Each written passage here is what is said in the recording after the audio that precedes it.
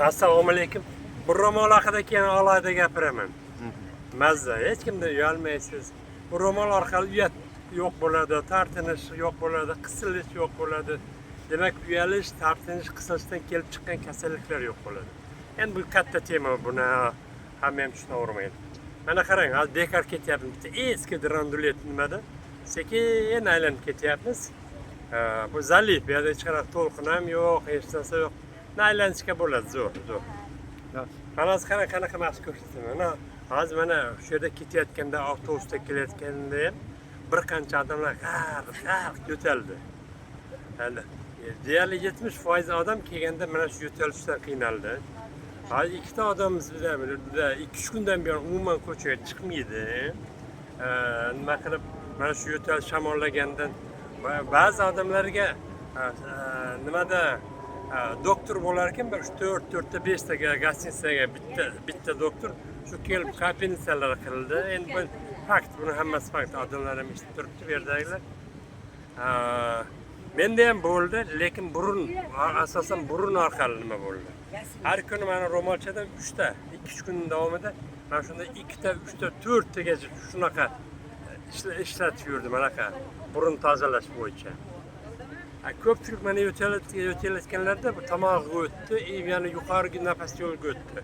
Bronxit bo'ldi-da, 3-4 kundan buyon bo'lyapti-da. Burunga kelish bilan sovuqni yo'q qilish kerak. Buning uchun mana yogada shunaqa nima bor? Uravnoveshiye pranayama deydi, yoki nadi shatxana deydi. Nadi degan kanal, shatxana degan tozalash.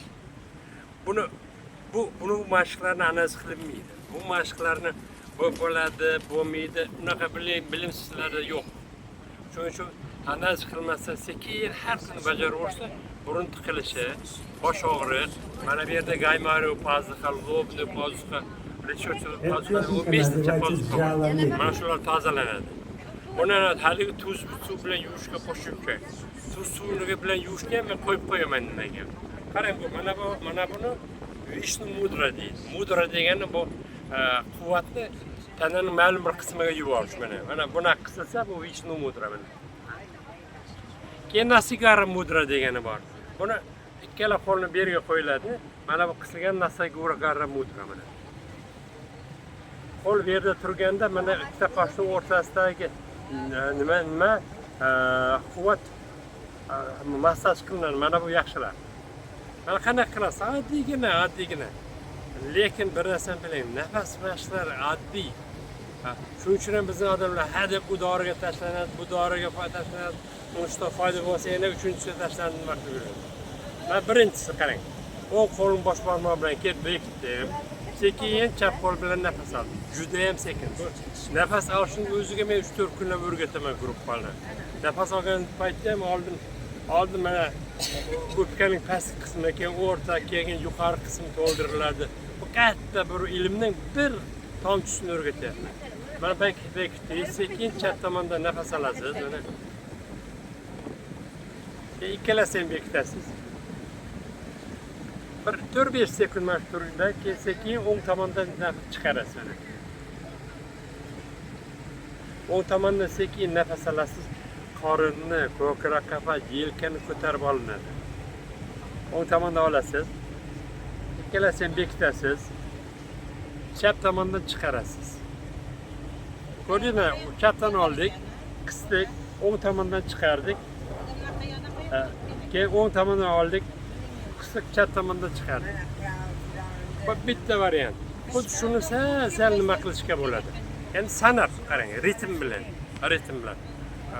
Mana o'ng tomon bekitasida sanab 1, 2, 3 har taxminan 1 sekunddan qilib 7 gacha, 10 gacha, 15 gacha obyemingiz katta kichikligiga qarab nima qilasiz? 1, 2, 3, 4, 5 deb nafas oldim. Ikkalasini ham qisdim. 1, 2, 3, 4, 5 deb chiqardim. Keyin o'ng tomondan yana 1, 2, 3, 4, 5 deb nafas oldim. Chap tomondan 1, 2, 3, 4, 5 deb chiqardim. Bu ikkinchisi. Xuddi qilsangiz o'rganib olasiz. Keyin uchinchisi, xuddi shuni yana ham rivojlantiramiz. Odamlarning 99% desak ham o'pkada qancha havo kirib chiqayotganini bilmaydi. o'zini o'pkasini 40-50% ishlatadi xolos. Uni ham bilmaydi. Ko'rdingizmi?